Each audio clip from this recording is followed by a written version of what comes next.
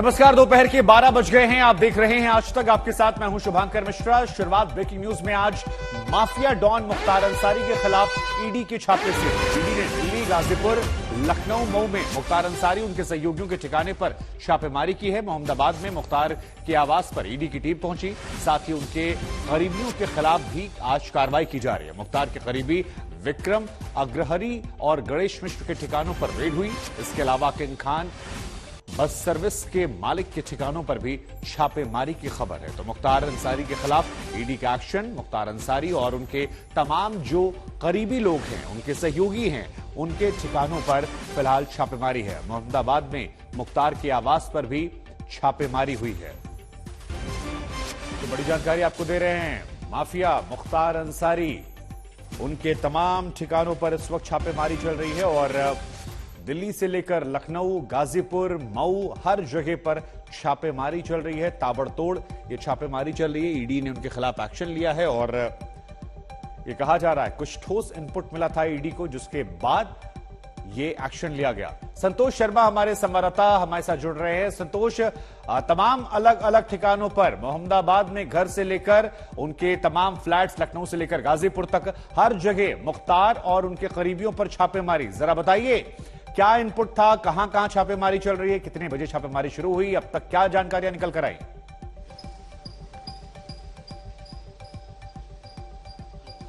देखिए, करीब 2.5 से 3 महीने पहले ईडी ने एक एफआईआर दर्ज की थी पीएमएलए एक्ट में, और उसी एफआईआर के बाद से ईडी ने यह कार्रवाई शुरू की है। आज गाजीपुर में ठिकानों के साथ साथ लखनऊ में जो ठिकाने हैं वहां पर छापेमारी चल रही है। मैं इस समय पर लखनऊ के उस ठिकाने पर मौजूद हूं। ये डालीबाग इलाका है। मुश्किल से 500 मीटर की दूरी पर डीजीपी आवास है, थोड़ी दूर पर ही मुख्यमंत्री आवास है। वहां पर ये पॉश इलाका है, ये लखनऊ का, ये डालीबाग इलाका, जहां के ग्रैंडियर अपार्टमेंट 1 और 2 में ये छापेमारी चल रही है। देखिए, ईडी की टीम के साथ सीआरपीएफ के जवान यहां पर मौजूद हैं, हथियारबंद जवान मौजूद हैं, सिर्फ इसलिए कि यहां से, इस अपार्टमेंट से कोई व्यक्ति बाहर न जा सके। वहीं दूसरी तरफ कोई दस्तावेज को लेकर के कोई उनका नष्ट न किया जा सके, आग न लगाई जा सके। इन तमाम तैयारियों के साथ आज ईडी पहुंची है। ये जो ग्रैंडियर अपार्टमेंट है, ये फर्स्ट फ्लोर पर जो तन्नू अंसारी, जो मुख्तार अंसारी के साले बताए जा रहे हैं, उनका बताया जा रहा है, वहां यहां पर यह ठिकाना है। इससे पहले ही यहां पर कौमी एकता दल, जो मुख्तार अंसारी और उनके भाई अफजाल अंसारी ने जो पार्टी बनाई थी, उसका भी यहां पर कार्यालय हुआ करता था। लेकिन आज यहां पर ईडी की टीमें यहां पर छापेमारी कर रही हैं। करीब 1.5 घंटा हो चुका है। यहां पर सीआरपीएफ के जवान इस पूरी गली को कहा जाए कि कवर अप किया हुआ है। लोकल पुलिस भी अंदर नहीं जाने दी जा रही है, क्योंकि ईडी की टीम आज पूरी सुरक्षा के साथ यहां पहुंची हुई है। गाजीपुर की बात करें तो गाजीपुर में भी मुख्तार अंसारी के करीबी जो मुश्ताक है, बाबा ट्रेवल्स वाले, विवेक अग्रहरी, ये तमाम ऐसे लोग हैं जिनको बताया जा रहा है कि ये मुख्तार अंसारी के जो फंड है उसको डाइवर्ट करते थे। इन तमाम करीबियों के घरों पर, ठिकानों पर छापेमारी की जा रही है। यानी कि ईडी ने एक साथ लखनऊ, गाजीपुर, दिल्ली समेत तमाम ठिकानों पर यह छापेमारी शुरू की है और अब ईडी का शिकंजा कसा जा रहा है। जो ईडी ने एफआईआर दर्ज की थी, संतोष, तो अब जरा ये बताइए कि आप खुद बता रहे हैं कि दिल्ली, लखनऊ, गाजीपुर, मऊ, ये तमाम वो जगह है।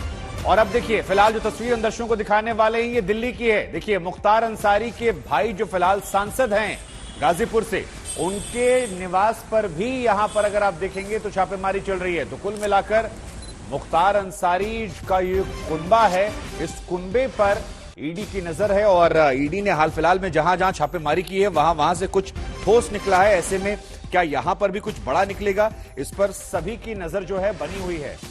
अरविंद हमारे सहयोगी इस वक्त हमारे साथ जुड़ रहे हैं। अरविंद, मुख्तार अंसारी के भाई अफजाल अंसारी, अगर मैं नाम गलत नहीं ले रहा हूं तो, जो गाजीपुर से सांसद हैं, क्या ये उन्हीं का आवास है जहां पर छापेमारी हो रही है? और अगर नाम नहीं तो दुरुस्त करके बताइए, क्योंकि अलग अलग ठिकानों पर दिल्ली, लखनऊ, मऊ, गाजीपुर, हर जगह छापेमारी। ऐसा लग रहा है कुछ बहुत ठोस इंफॉर्मेशन ईडी के पास है। जी बिल्कुल, और आपकी जानकारी बिल्कुल सही है। जो मुख्तार अंसारी, बाहुबली मुख्तार अंसारी, माफिया मुख्तार अंसारी का जो भाई है अफजाल अंसारी सांसद, उनके यहाँ जो जनपथ रोड में उनका घर है, वहां पर भी ईडी की टीम मौजूद है। और लगातार सुबह से ही शुभांकर, जो पीएमएल केस है, मनी लॉन्ड्रिंग का केस है, उसमें ईडी की टीम लगातार छापेमारी कर रही है शुभांकर। और मैं आपको बताऊं कि ये केस काफी पहले से चल रहा है, जिसमें मुख्तार अंसारी की कुछ संपत्तियां ईडी जब्त भी कर चुकी है। मैं आपको बताऊं जो संपत्ति है वो उत्तर प्रदेश में मुख्तार अंसारी की, लेकिन एक बार फिर मुख्तार अंसारी, उसके करीबियों और उसके भाई जो बेहद करीबी हैं अफजाल अंसारी, उनके आवास पर ईडी की टीम मौजूद है। लगातार छापेमारी चल रही है, चाहे लखनऊ की बात कर लीजिए, गाजीपुर की बात कर लीजिए या फिर दिल्ली की बात कर लीजिए, सभी जगहों पर ईडी की रेड लगातार जारी है। आरोप है कि जो माफिया मुख्तार अंसारी है उसने अवैध संपत्ति, अकूत संपत्ति बनाई हुई है और पहले भी ईडी का शिकंजा मुख्तार अंसारी पर कस चुका है। जब ईडी ने केस दर्ज किया था उसके बाद जो संपत्ति है, जो जमीनें हैं, वो काफी संख्या में ईडी ने जब्त की थी, लेकिन आज सुबह से ही सरप्राइज रेड जो है ईडी की वो लगातार जारी है। और इसी के क्रम में जो अफजाल अंसारी हैं, सांसद जो मुख्तार अंसारी के भाई हैं, वहां पर भी ईडी की टीम मौजूद है। ठीक है, आप बने रहिए हमारे साथ, आप लगातार जानकारी आप लोगों से लेते रहेंगे, आगे कोई नई इंफॉर्मेशन आएगी। लेकिन फिलहाल जो बड़ी खबर है वो ये है कि दिल्ली से लेकर लखनऊ, लखनऊ से लेकर गाजीपुर, मऊ, यानी जहां जहां मुख्तार अंसारी का कुनबा है वहां वहां पर छापेमारी हो रही है। और इस बार छापेमारी में क्या कुछ निकलेगा, क्योंकि कहा जा रहा है स्थानीय पुलिस को भी दूर रखा गया है, ईडी अपने तरीके से जांच पड़ताल कर रही है। तमाम तस्वीरें हम आपको दिखा रहे हैं। देखिए, गाजीपुर की तस्वीर है और एक तस्वीर दिल्ली की है, जहां पर अफजाल अंसारी जो कि सांसद हैं गाजीपुर से, उनके भी आवास पर छापेमारी चल रही है।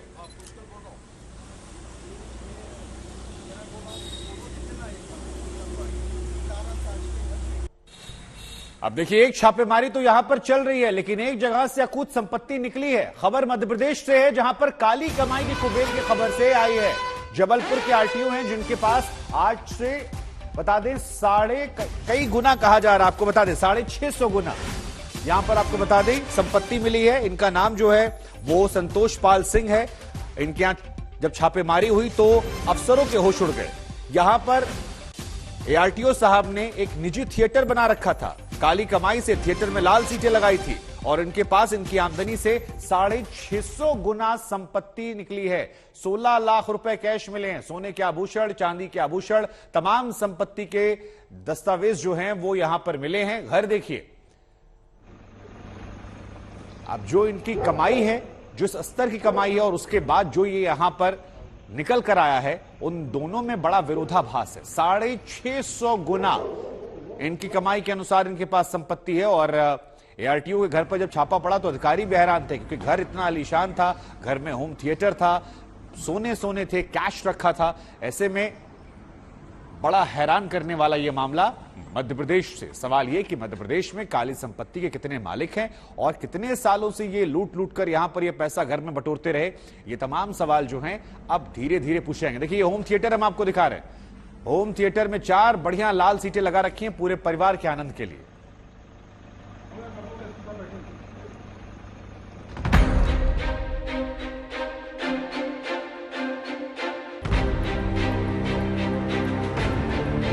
यकीन कीजिए, ये आलीशान घर किसी अमीर कारोबारी का नहीं, बल्कि मध्य प्रदेश के जबलपुर के आरटीओ संतोष पाल का है। सामान्य सी तनख्वाह पाने वाले आरटीओ संतोष पाल के घर का वैभव देखेंगे तो आपकी आंखें फटी रह जाएंगी। जितने बड़े कमरे में आम मध्य वर्गीय परिवार का बेडरूम होता है, उससे बड़ा तो जबलपुर के आरटीओ का बाथरूम है। डुबकी लगाने के लिए आलीशान बाथटब।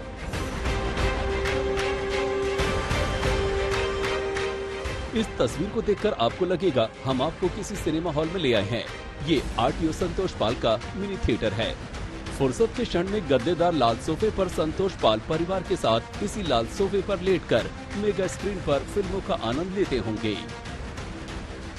मकान के बाहर का नजारा भी भव्य है। रात की रोशनी में इसकी खूबसूरती देखते ही बनती है। जबलपुर के शताब्दीपुरम में आरटीओ का 2 मकान 10,000 वर्ग फीट क्षेत्र में फैला हुआ है।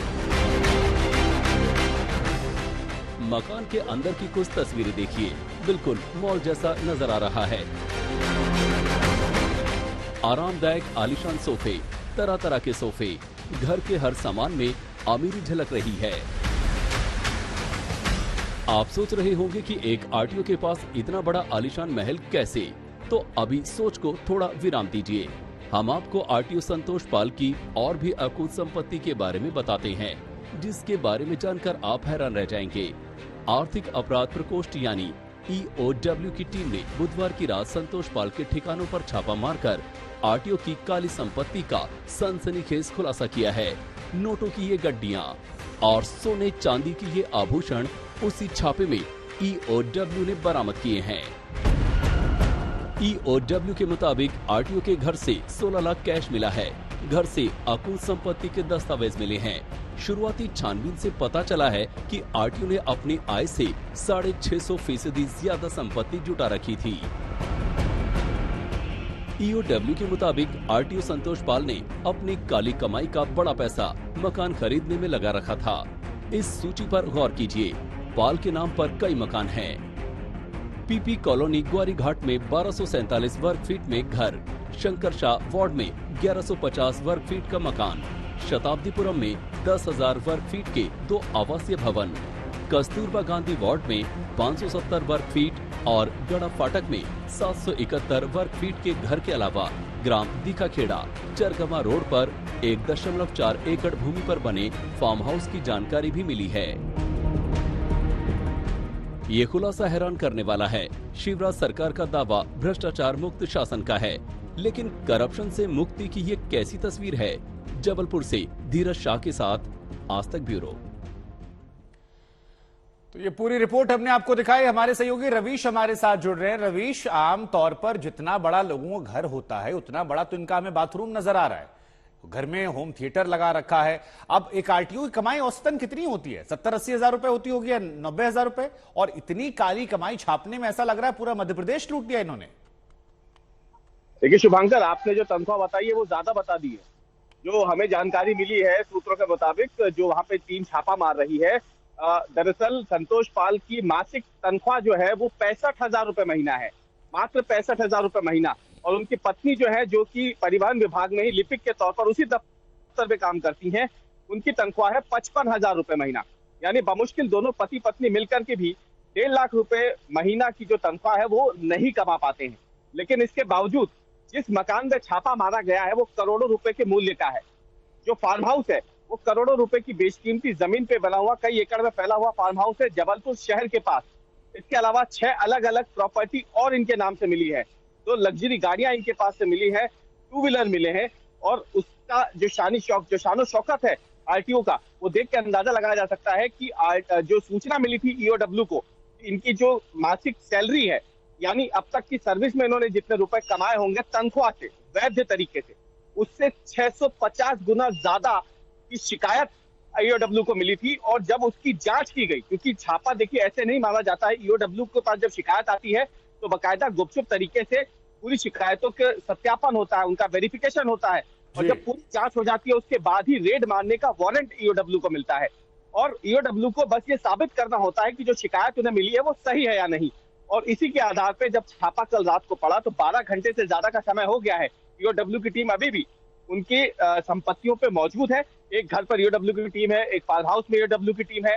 16 लाख रुपए कैश मिल गया है। लेकिन इससे कहीं ज्यादा जिस शानो शौकत की जिंदगी से आरटीओ संतोष पाल जी रहा था, उसने कहीं ना कहीं ईओडब्ल्यू के अधिकारियों को भी हैरान कर दिया है। नहीं, बिल्कुल हैरान कर दिया। देखिए हम दिखा रहे हैं इनका बाथरूम से लेकर इनका घर, इनका थिएटर, जो मकान है, और जिस तरीके से आपने बताया कि 650 गुना जीवन भर की संपत्ति से ज्यादा कमा लिया है, ये अपने आप में हैरान करने वाला है। आपके पास लौटेंगे रवीश, लेकिन एक बार अधिकारियों की प्रतिक्रिया सुनवाते हैं जिन्होंने यहां पर यह छापा मारा। जरा सुनिए, क्योंकि उनकी भी आंखें फटी रह गई जो यहां से खजाना निकला उसे देखकर। जांच में आया था, जो शिकायत आई थी इसका सत्यापन कराया गया था। उस शिकायत सत्यापन पर यह पाया गया था कि जो इनके और इनकी पत्नी के आय के वैध स्रोत हैं उसकी तुलना में लगभग 650% संपत्ति इनके द्वारा अर्जित की गई है और व्यय किया गया है। उसके आधार पर जो है आय से अधिक संपत्ति का मामला पाए जाने से भ्रष्टाचार निवारण अधिनियम की धाराओं में प्रकरण पंजीबद्ध किया गया। और प्रकरण पंजीबद्ध करने के उपरांत इनके निवेश और संपत्तियों की जानकारी को जुटाने के लिए माननीय न्यायालय से सर्च वारंट प्राप्त करके सर्च कार्रवाई कल रात में 3 टीमों के द्वारा अलग अलग 3 स्थानों पर शुरू की गई है, जो मौके पर भी जारी है। इधर जम्मू कश्मीर में बाहरियों को वोटिंग अधिकार देने की तैयारी पर सियासी घमासान छिड़ गया है। पीडीपी नेता महबूब मुफ्ती ने इस पर तीखी आपत्ति जताई है। महबूबा ने कहा कि चुनाव लोकतंत्र के बूथ में यह आखिरी कील है। महबूबा ने कहा कि एक मुस्लिम बहुल सूबे ने भारत में रहना स्वीकार किया, लेकिन अब वोटिंग से लोगों का भरोसा उठ गया है। सब कुछ बीजेपी के फायदे के लिए किया जा रहा है। जो लोग जिनसे हम काम लेते हैं, बाहर से मजदूर के रूप में आते हैं, तो यहाँ पर काम करते हैं, उनको अधिकार क्यों नहीं? ऐसा नहीं होता। भारतीय जनता पार्टी पिछले 70 साल से चाहे जनसंघ के रूप में थी, यही अधिकार मांगने के लिए लगातार संघर्ष करती रही। उनका प्रयास रहेगा, लेकिन हमारे सुरक्षा बल सक्षम हैं, काम करते हैं। तो मिलिटेंसी की कमर तोड़ दी गई है और जो इक्का दुक्का बचे हैं उनको भी समाप्त कर दिया जाएगा। इस प्रकार से अगर उनकी सोच है तो इस सोच को नाकाम करना जरूरी है और लगातार जिन लोगों को अधिकार यहाँ पर नहीं मिले थे उनको भी अधिकार देना जरूरी है। ये वोट का अधिकार सभी का अधिकार है, ये हमारे संविधान में लिखा है। किसी भी स्टेट में ऐसा नहीं हुआ आज तक कि आपने 25 लाख, 30 लाख, 1 करोड़, 2 करोड़ वोटर बाहर से लाए हैं। यहाँ क्यों करना चाहते हैं? बिकॉज वो एक डेमोग्राफी, एक लोकल जो एलिमेंट है यहाँ, उसको चेंज करना चाहते हैं। मुल्क में वो कहते हैं हम इसलिए कर रहे हैं कि हम जम्मू कश्मीर को मुख्य धारा में मिलाना चाहते हैं, और जम्मू में जब लोग सवाल करते हैं उनको बोलते हैं हम कश्मीरियों को सीधा कर रहे हैं। इट्स नॉट अबाउट लीगैलिटी और illegality about it, it's more about the intention behind it. अब ये इलेक्शन का मसला नहीं है। जो पार्टी इलेक्शन करती रहती थी उनके लिए भी ये सबक है। मुझे लगता है हमें अब रेजोल्यूशन ऑफ कश्मीर प्रॉब्लम पे ज्यादा स्ट्रेस देना चाहिए, क्योंकि जब तक कश्मीर की समस्या रहेगी तब तक बीजेपी जैसी जमातें इसका शॉर्टकट ढूंढती रहेंगी और इसको एक्सप्लॉइट करेंगी। भारतीय जनता पार्टी की जो सोच है, एक भारत श्रेष्ठ भारत, और आप लोग जो ये इस पर टिप्पणी कर रहे हैं उनको ये पता होना चाहिए आपकी गलत धारा के कारण से यहाँ पर वेस्ट पाकिस्तान रेफ्यूजीज 70 साल वंचित रहे। उसके बाद गोरखा समाज, वाल्मीकि समाज, इनको वोट का अधिकार नहीं मिला। हम जब दूसरे क्षेत्र में जाते हैं पूरे भारत में तो कहीं भी हमारा वोट बनता है। हमारे छात्र छात्राओं का, हमारे जो सर्विस करने वाले एम्प्लॉइज हैं उनका वोट बनता है, तो जम्मू कश्मीर में क्यों नहीं? ये इनके सपने में आज भी धारा 370 आती है जो टूट चुकी है। यहाँ हिंदुस्तान का हर नागरिक बराबर है, उसको वोट का अधिकार क्यों ना हो? जो कई वर्षों से यहाँ पर रह रहे हैं वो जम्मू कश्मीर को छोड़ करके कहीं भी भारत में बसेंगे तो उनको अधिकार मिलना ही चाहिए। बीजेपी के 25 लाख जो नॉन लोकल्स हैं वोटर्स, उनको यहाँ इंक्लूड किया जाएगा। And I think this is the last nail in the coffin of electoral democracy here. पहले जो इन्होंने रिगिंग करनी थी वो तो आधी रिगिंग कर दी जिस वक्त डिलिमिटेशन कमीशन यहाँ बनाया, और उसमें जितनी जेरी मैंडरिंग होनी थी वो सब कर लिया, और जिसका नतीजा ये हुआ कि जो उसकी हेड करती थी उस पैनल को, उसको अब बड़ी अच्छी तरह से रिहेबिलिटेट किया गया। She has been rewarded. तो मेरा ये कहने का मकसद है, मैं लोगों के, अपने मुल्क के लोगों से कहना चाहती हूँ कि ये जो जमहूरी निजाम को यहाँ मस्क किया जा रहा है, डेमोक्रेसी को यहाँ खत्म किया जा रहा है। तो ताबूत में आखिरी कील इस अल्फाज का इस्तेमाल महबूब मुफ्ती ने किया, लेकिन ये पूरा विवाद क्या है ये फैसला जो हम आपको बताते हैं। दरअसल जम्मू कश्मीर के मुख्य चुनाव अधिकारी ने एक बड़ा ऐलान किया है। अब ये ऐलान क्या है? ऐलान ये है कि अब गैर स्थानीय भी यहां चुनावों में वोट डाल सकेंगे। ये बड़ी बात कही गई है। दूसरे राज्यों के कर्मचारी, छात्र, मजदूरों को यहां पर वोट देने का अधिकार मिल जाएगा। पीस स्टेशन में तैनात सुरक्षाकर्मी भी अब यहां पर वोट डाल सकेंगे। गैर स्थानीय वोटर लिस्ट में अपना नाम वो जुड़वा सकेंगे।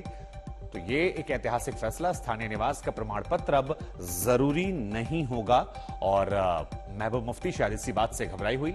अनुच्छेद 370 हटने के बाद गैर स्थानीयों को भी मताधिकार का अधिकार मिलने वाला है। उसमें कौन कौन होंगे? कर्मचारी हो सकते हैं, छात्र हो सकते हैं, मजदूर हो सकते हैं। ये तमाम वो लोग हैं जो यहां पर अपनी सेवाएं पहले से दे रहे हैं। और अनुच्छेद 370 का एक और प्रावधान जो है उसे यहां पर खत्म कर दिया गया है। जम्मू कश्मीर का दर्जा जो है अब वो उसके बाद अन्य राज्यों के बराबर कर दिया गया है। देश के कई शहर ऐसे हैं जो बारिश और बाढ़ की मार से परेशान हैं। 6 तस्वीरें हम आपको दिखाने वाले हैं। टीकमगढ़, शिवपुरी, बनासकांठा, बाड़मेर, गुना, बड़वानी, भीलवाड़ा, सीकर, करौली, झालावाड़ और नरसिंहपुर। शहर शहर में बसी है मूसलाधार आफत। तो ये तस्वीरें हम आपको दिखा रहे हैं। मध्य प्रदेश की खासतौर पर बात करें तो नदियों का रौद्र रूप दिख रहा है। नदियां खतरे के निशान के ऊपर बह रही हैं। पुल के ऊपर कई फीट तक पानी लोगों को डरा रहा है। मध्य प्रदेश के कई जिलों पर संकट मंडरा रहा है। बारिश से बांध लबालब हैं, जिसके बाद डैम से पानी छोड़ा जा रहा है, जिससे निचले इलाकों के डूबने का खतरा बढ़ गया है। अब सीएम शिवराज सिंह चौहान ने खुद ग्राउंड जीरो पर मोर्चा संभाला है।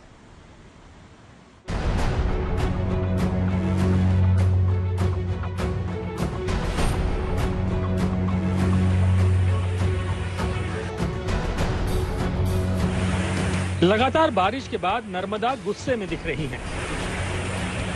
इंदिरा सागर और ओंकारेश्वर बांध के गेट खोल दिए गए हैं। डैम ओवरफ्लो हुए तो पानी छोड़ना मजबूरी बन गया।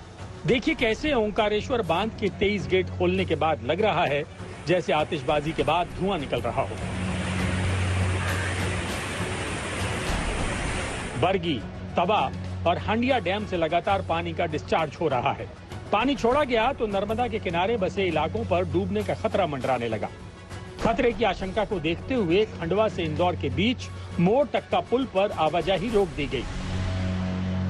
बरगी के, तवा के और हांडिया डैम से निरंतर पानी का डिस्चार्ज हो रहा है। उसी को दृष्टिगत रखते हुए प्रिकॉशनरी मेजर के रूप में अभी वर्तमान में ओंकारेश्वर से 16,500 क्यूबिक पानी डिस्चार्ज हो रहा है और जो भी मोरटक्का के जो लेवल है वो 164.5 है।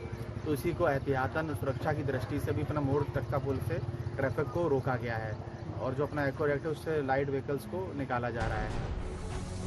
एमपी के कई जिलों में मूसलाधार मुसीबत के आगे लोग सरेंडर करने को मजबूर हो गए हैं। देखिए इन 6 जिलों में हालात बेकाबू हो रहे हैं। नर्मदापुरम हो या रतलाम, गुना हो या हरदा, राजगढ़ हो या विदिशा, शहरों से लेकर गांव तक सैलाब का सितम दिख रहा है। ये गुना की चोपेट नदी है। यहाँ पुल को पार करते वक्त 2 लोग बह गए। पानी का बहाव इतना तेज था कि कार समेत दोनों लोग बहकर कितनी दूर निकल गए ये अब तक पता नहीं चल सका है। दोनों लोगों की तलाश में रेस्क्यू ऑपरेशन जारी है।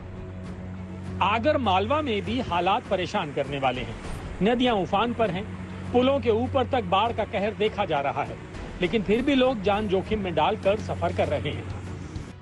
मंदिर में दर्शन करने आए कुछ लोगों की कार बंद हुई तो लोगों को धक्का लगाना पड़ा। रायसेन में बारिश के बाद बाढ़ डरा रही है। भोपाल से सटे मंडीदीप के पास बाफना नदी में पानी इतना बढ़ गया कि नदी किनारे बना एक कॉलेज सैलाब में घिर गया। वहीं दिल्ली नागपुर रेलवे ट्रैक पर रेलवे ब्रिज से कुछ फीट नीचे तक पानी पहुंच गया है। मध्य प्रदेश में लगातार हो रही मूसलाधार बारिश के बाद जो तमाम नदी नाले हैं वो किस तरीके से उफन गए हैं वो आप तस्वीरों में देखिए। ये देखिए, ये दिल्ली नागपुर रेल रूट जो है उसकी तस्वीर हम आपको दिखा रहे हैं रायसेन जिले में। इस पुल से महज कुछ फीट नीचे ही ये बरसाती नदी है जिसका पानी बह रहा है और इसे देख के आप अंदाजा लगा सकते हो। ऊपर से ये ट्रेन गुजर रही है और उससे कुछ ही फुट नीचे अब ये पानी रह गया है। श्योपुर में पार्वती नदी का जल स्तर लगातार बढ़ता जा रहा है। श्योपुर का राजस्थान के बारां और कोटा से संपर्क कट गया है। श्योपुर बारां हाईवे पर कुहांजापुर पुल बाढ़ के पानी में डूबने से आवाजाही रोक दी गई।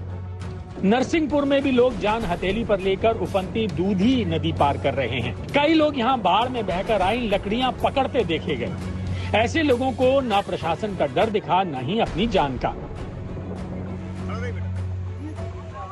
हरदा के कुकरावत में सैलाब में फंसी एक गर्भवती महिला को परिवार वालों ने ट्यूब पर बैठाकर नदी पार कराई। देखिए कैसे ये महिला एम्बुलेंस तक पहुंचने से पहले ट्यूब। इधर बिहार के मुख्यमंत्री नीतीश कुमार की तरफ से प्रतिक्रिया सामने आई है और आपको बता दें ये कहा कि हर किसी को मंत्री नहीं बनाया सकता। जरा सुनिए नीतीश कुमार ने क्या कुछ कहा। 14 में ये सब भूल गए आप लोग, तो इस तरह से कौन बोलते, हमको आश्चर्य हुआ है। तो हमको मिलना चाहते, हम कल ही बुलवाए हैं कि हम आ जाए, तो क्या कि ना अभी मिलने की कोई जरूरत नहीं, हमारे ऑफिस में कर।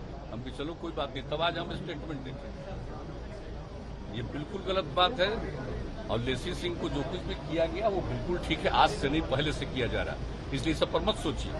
अगर कोई बयान देता है तो पार्टी की तरफ से खूब बढ़िया से पहले तो समझाया जाएगा और पूछताछ किया जाएगा। अगर किसी को इधर उधर का मन है तो अपना सोचे। ये गलत बात है, हम लोगों ने इतना इज्जत दिया है, बनाया, गलत बात है, इस तरह की कोई बात नहीं। इसलिए लेसी सिंह पर कुछ नहीं है, फालतू बात है। और कब से हम बनाए हुए आप सब लोग जानते हैं ना, आज कोई बोलेगा पार्टी कार्रवाई कर सकती है, उनसे पार्टी कार्रवाई कर सकती है। पहले तो प्रेम से समझा देगा कि सब मत बोलो, लेकिन उसके बाद कुछ नहीं करेगा तो आपने क्या बोली, सोच लीजिए। तो जो बोली है तो बोली है अपना, उसको कह देगा। अब हम ही देखिए, अब हमसे कुछ कहना ठीक नहीं है, वो बाकी लोग कह देगा, ऐसा कुछ नहीं है। हमको खुद आश्चर्य है, ये सब के लिए चुनाव प्रचार से लेकर के एक एक चीज के लिए कितना सब दिन काम किए, तो इसलिए सब ठीक नहीं है, ऐसा नहीं बोलना चाहिए। हम लोगों के पार्टी के सब तरह की बात नहीं। अब कौन कहवा दिया है, बोलवा दिया है, ये गलत है। ठीक है, पक्का जाएंगे। मंत्रियों के आरोप 14 में ये सब भूल गए आप लोग, तो इस तरह से कौन बोलती, हमको आश्चर्य हुआ है। वो हमको मिलना चाहते, हम कल ही बुलवाए हैं कि हम आ जाए, तो कह कि ना मिलने की कोई जरूरत नहीं, हमारे ऑफिस में कर। हम भी चलो कोई बात नहीं, तब आज हम स्टेटमेंट देंगे। ये बिल्कुल गलत बात है, और लेसी सिंह को जो कुछ भी किया गया वो बिल्कुल ठीक है, आज से नहीं पहले से किया जा रहा है, इसलिए सब पर मत सोचिए। अगर कोई बयान देता है तो पार्टी की तरफ से खूब बढ़िया से पहले तो समझाया जाएगा। कुमार को आप सुन रहे थे। लेसी सिंह का बचाव करते हुए तेजस्वी यादव की भी एक प्रतिक्रिया सामने आई है, हम आपको वो भी सुनवा रहे हैं। और कोई काम है डिफेम करने के अलावा और कोई काम है? 15 अगस्त को जो ऐलान हुआ बेरोजगारी मिटाने का, जो हम लोगों ने संकल्प लिया, मुहर लगाया निर्णय पर 10 लाख के नौकरी और रोजगार को लेकर के, तब से लोग अनकंफर्टेबल हैं। हम लोग तो जनता के लिए काम कर रहे हैं, हमारा इंटेंशन जो है साफ तौर पे क्लियर हो चुका है। और बाकी तो जो मंत्री थे उनका तो वकील वगैरह सब लोग तो बताएं पुलिस इन्वेस्टिगेशन में क्या है। वारंट के बाद जो वारंट जारी हुआ उसके साफ बात जो है कोर्ट का आदेश कि कोई नो कोर्स एक्शन लिया जाए। ये लोग जो झूठ-मूठ के जो कुछ मीडिया के लोग जो भाजपा माइंडेड लोग हैं, जो लोग प्रचारित कर